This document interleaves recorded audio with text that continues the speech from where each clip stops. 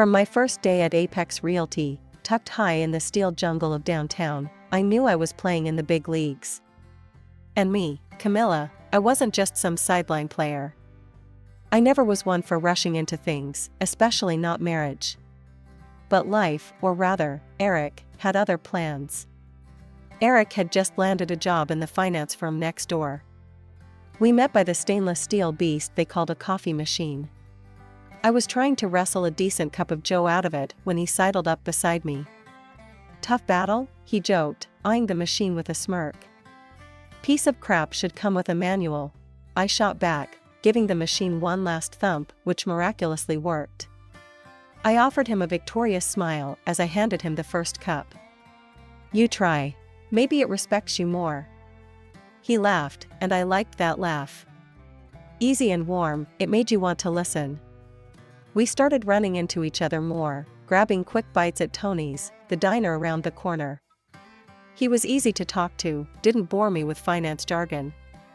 And heck, he was easy on the eyes too. "What's the deal with you living with your mom?" I asked one lunch, after the waitress had dropped off our usual 2 BLTs, extra mayo for him, no crust for me. "It's not what you think," he started, and I raised an eyebrow. "She's alone since Dad passed. I'm all she's got." "Noble," I said, but it was more of an irony. I'd seen too many guys claim to be mama's boys, only to be clinging to their apron strings without a backbone. A year flew by. Work was a blast, I was smashing targets, making a name for myself. And somewhere along the line, grabbing coffee and lunch with Eric didn't just feel routine, it felt right. One chilly October morning, he changed everything. We were at Tony's again, nursing hot coffees against the autumn chill, when he slid a small box across the table. Inside was a ring, simple, but elegant. I stared at it, then at him. "You serious?" As a heart attack, he grinned. "Marry me, Cam?" I let out a laugh. It wasn't the proposal of fairy tales, but maybe I didn't need fairy tales. "This is nuts, you know. They're betting against us at the office." "Let 'em bet," he shrugged. "We'll prove them wrong." "Bold move, Mr. Finance," I said, slipping the ring on. It was a perfect fit. "Okay, let's do this." We didn't rush into a wedding. Took our time planning something small, just close friends and family. His mom, Linda, was thrilled. She hugged me so tight I thought I'd break. "You take good care of him," she whispered in my ear during our engagement party, her tone firm, almost a warning. I nodded, unsure what to make of her words. Back at work, the news spread like wildfire. Whispers and bets increased, but so did the congratulations. That's how it all started. Just me, Eric, and a ring, stepping into a future we thought we had figured out. But as my old man used to say, when you make plans, life happens. Moving into Linda's house was our first real test as a married couple. The house was cramped, filled with memories and relics of a family I was just getting to know. From day one, Linda made it clear that this wasn't just a house, it was her domain. Our first morning together under the same roof, I stumbled into the kitchen, aiming to make breakfast as a peace offering. Linda was already there, her arms folded as she watched me fumble through the cupboards. "Looking for something?" she asked, her voice sharp like she was interrogating a suspect. "Just trying to figure out where everything is," I replied, trying to keep my tone light. "Thought I'd whip up some pancakes for us." Linda snorted. "This isn't a diner, Camilla. We have our ways. Eric likes his eggs scrambled, not whatever fancy breakfast you had in mind." I bit back a retort, scrambling the eggs instead. Eric wandered in, oblivious. "Morning, love," he smiled, kissing my cheek. "Smells good." "Thanks to your mom," I muttered, but plastered a smile on my face. Breakfast is served. As days turned into weeks, Linda's rules became more apparent. She had a specific way of doing laundry, a particular day for ironing, and God's help me if I messed up her system. One evening, as I tried to sneak a load of my clothes into the wash, she caught me. What do you think you're doing? Linda's voice rang out from behind me, causing me to jump. Just some laundry, I said, holding up my jeans as evidence. Not like that, you don't. We wash whites on Mondays, colors on Thursdays. It's not rocket science. It's just laundry, Linda. It doesn't need a schedule. I shot back, my patience wearing thin. Her eyes narrowed. In this house, we follow rules. You'd do well to remember that. Eric's interventions were rare and unhelpful. She said in her ways, Cam, it's easier if we just do things her way, he'd say, trying to smooth things over without taking a side. It grated on me, his unwillingness to stand up to her, to stand up for us. Feeling like a stranger in my own marriage wasn't what I signed up for. I missed my apartment, my independence. I mentioned this to Eric one night as we lay in bed, the moon casting shadows across our room. Maybe we should think about getting our own place, I whispered, hopeful. Eric was silent for a moment, then turned to me, his face serious. Cam, you know we can't. Mom would be alone. She needs me. And what about what I need? I asked, frustration building. I need to feel like I'm your wife, not your mom's tenant. He sighed, pulling me close. It's just how things are. We need to make it work, that's all. Making it work seemed like a one-way street, with me doing all the driving. As I lay there, listening to Eric's steady breathing, I realized that marrying him meant marrying his traditions, his mother's house rules, and whatever else came with the package. I just wasn't sure I was ready to pay that price. Just when I thought I'd gotten a handle on Linda's house rules, our already crowded nest got even more cramped. It was a Thursday evening, the one day I managed to slip away from work early, dreaming of a quiet night in. That dream shattered the moment I opened the door and stumbled into chaos. There, in the middle of what used to be a reasonably tidy living room, was Jenny, Eric's sister, her bags dumped on the floor like she owned the place, and a screaming toddler attached to her hip. What the, Jenny? What are you doing here? I asked, bewildered and not hiding my annoyance well. Before Jenny could answer, Linda came bustling in, all flustered but with a kind of grim determination in her eyes. Camilla, good, you're here. Jenny's husband has thrown her out. She's got nowhere else to go. We're family, we take care of our own. Great, just great. As if on cue, the toddler started crying again, or maybe he'd never stopped. It was hard to tell over the ringing in my ears from the news. The following weeks were a blur of stress and strained patience. Jenny did little around the house, claiming exhaustion or needing to sort out her life, which apparently involved a lot of phone calls in her room and zero time looking after Liam or helping out. One afternoon, I came home to find the living room a disaster zone, Liam's toys scattered everywhere, dishes piled up in the sink. I lost it. Jenny, we need to talk, I said as I stepped over a toy truck to get to where she was lounging on the sofa, scrolling through her phone. You need to help out around here. It's chaos. Jenny rolled her eyes. Oh, please. You're home all day, what's the big deal? I have things on my mind. I work all day, Jenny. This isn't a daycare, and I'm not your maid. My voice was rising, and I didn't care who heard it. That got her attention. You need to chill, Camilla. You're not the queen of this house. Mom, she yelled, summoning Linda like I was the problem here. Linda came in, her expression stern. What's all this noise about?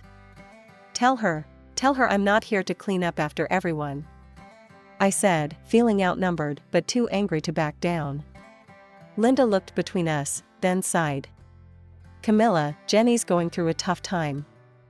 We need to be understanding. Why don't you make dinner tonight, give her a break? Eric walked in then, catching the tail end of the argument. What's going on here? Tell your mother and your sister that I'm not their servant.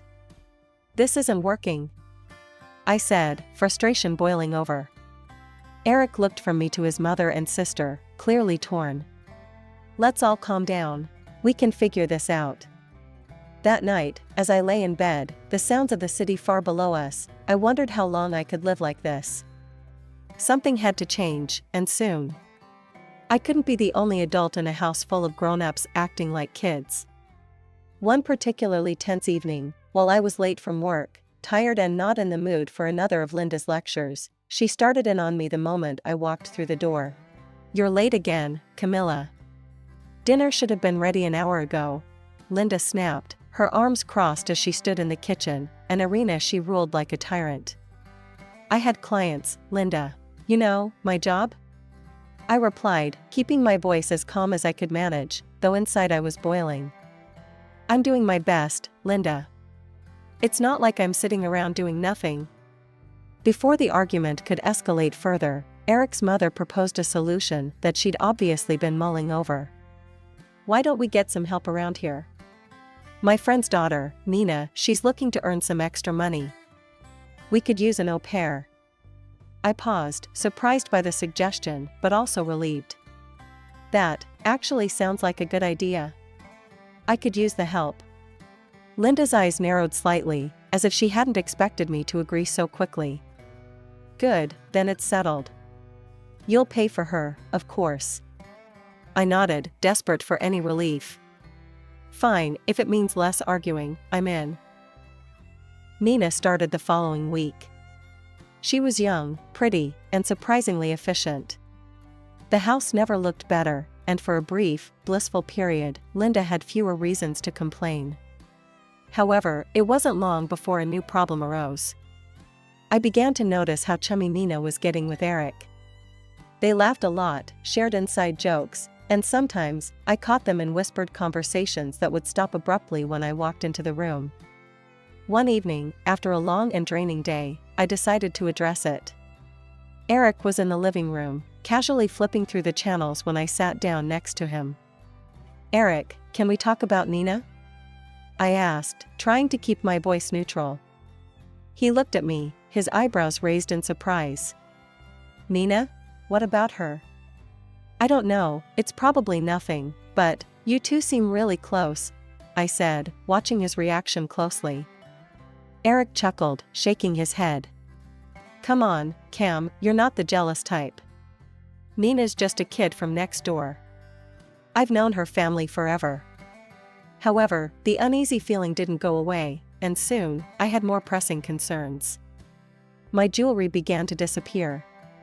First, a pair of earrings, then a bracelet.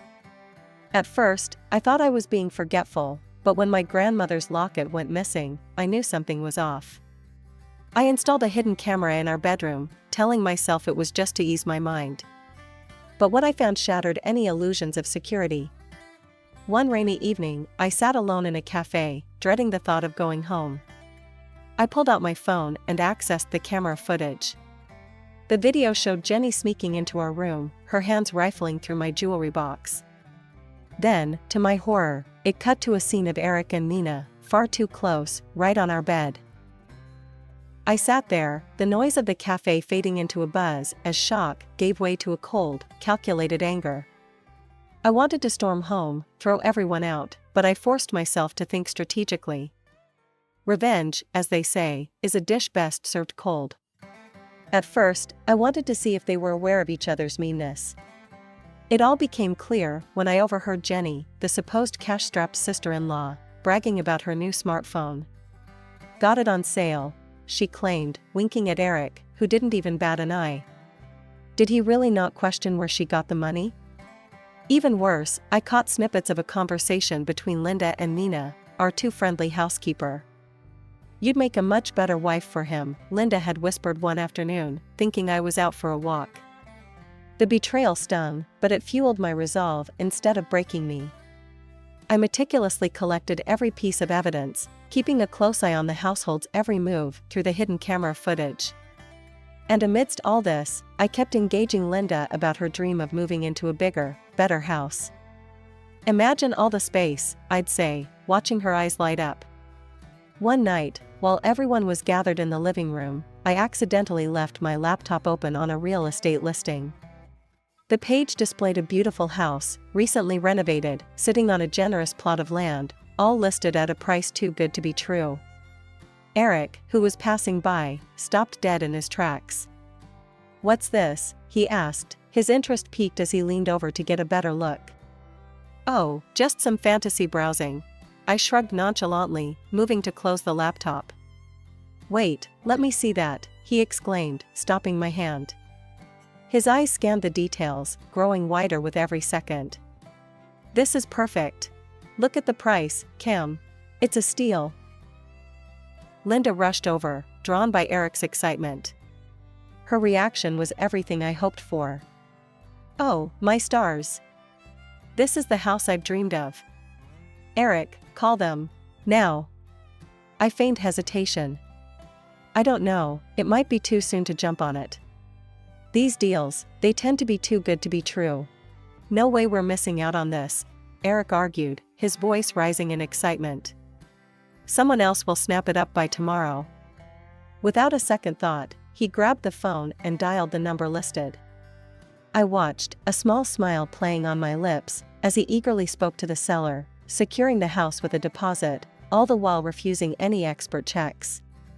"No need, we'll take it as is," he declared triumphantly. Linda clapped her hands, already lost in plans for decorating every corner of her new empire. Jenny just smirked at me, probably thinking I was just as clueless as they thought I was. "And who will be the owner of this house?" I asked innocently, my tone light. "Me, of course," Eric responded without missing a beat. "And you'll help with the payments, right?"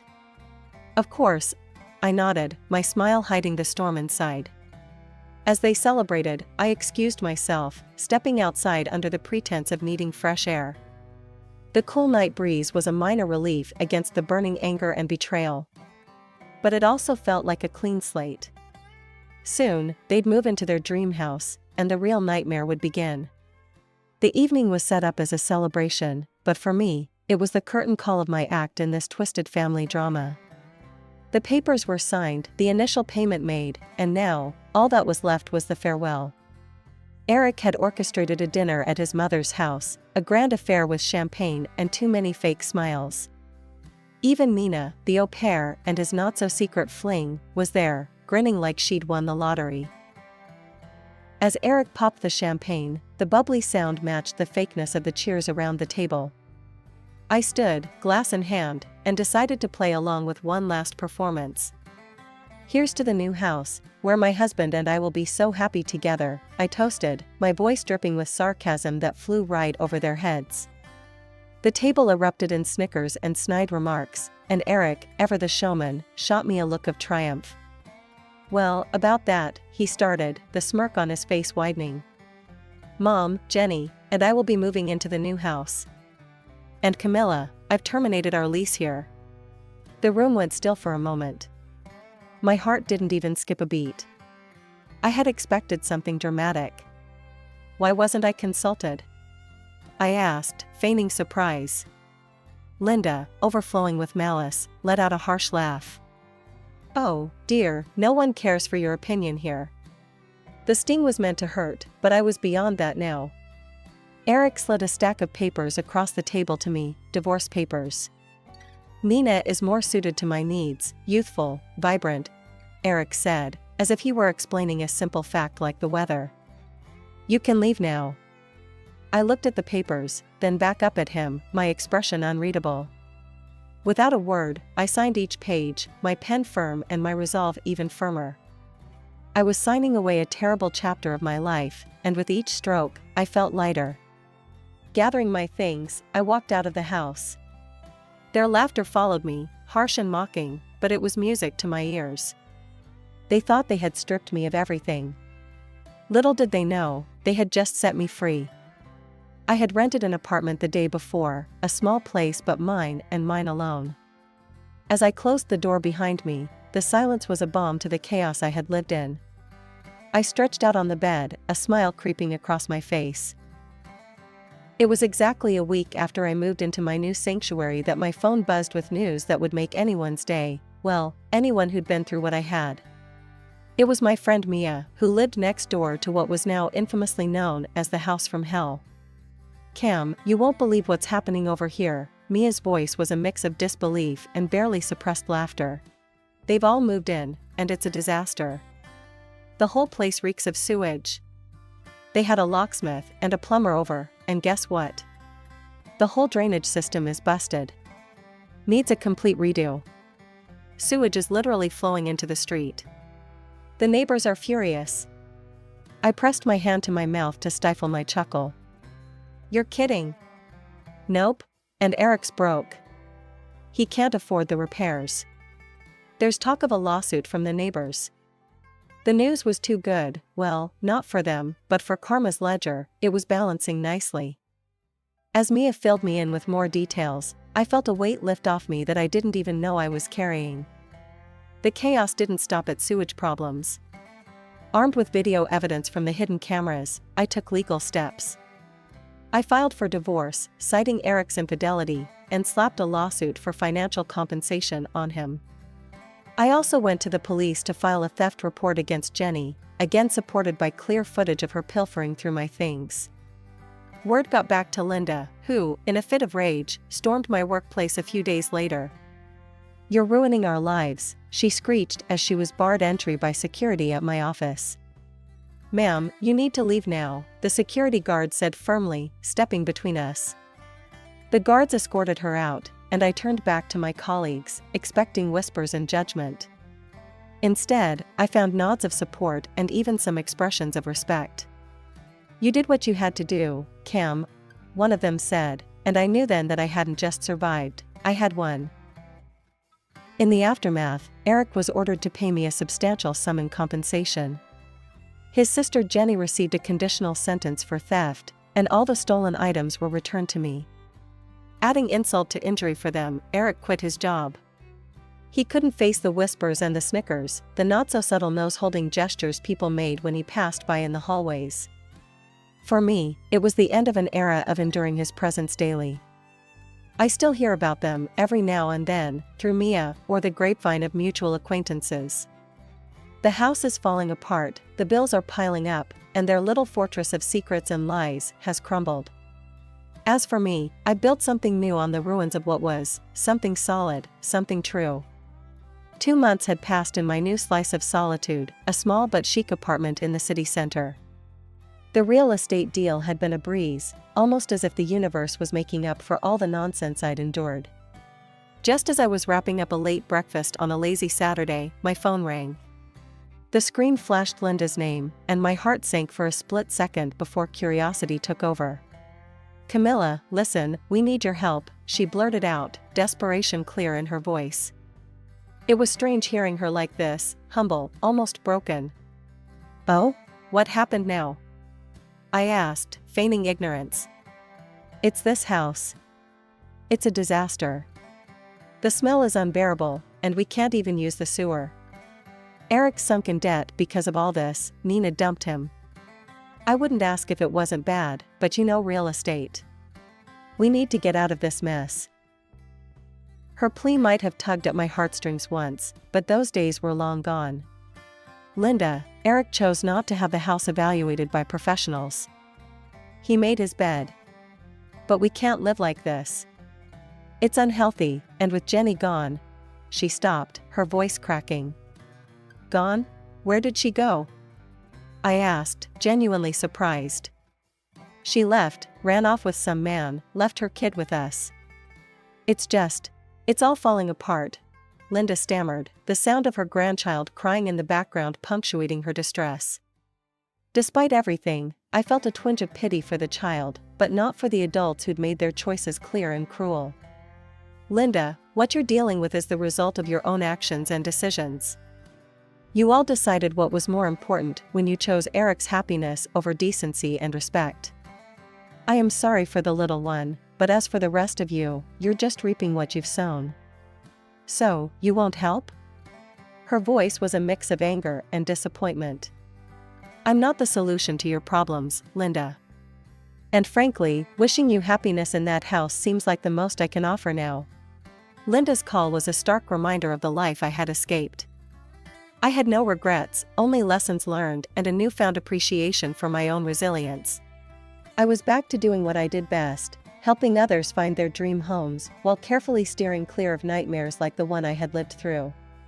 My colleagues respected me more, and my clients trusted my judgment, knowing that I had not only the professional expertise but personal experience in dealing with real estate pitfalls. My phone rang again, this time a client confirming a viewing. "Yes, I'll be there at 3, I confirmed, my tone professional and competent. Hanging up, I allowed myself a small, satisfied smile,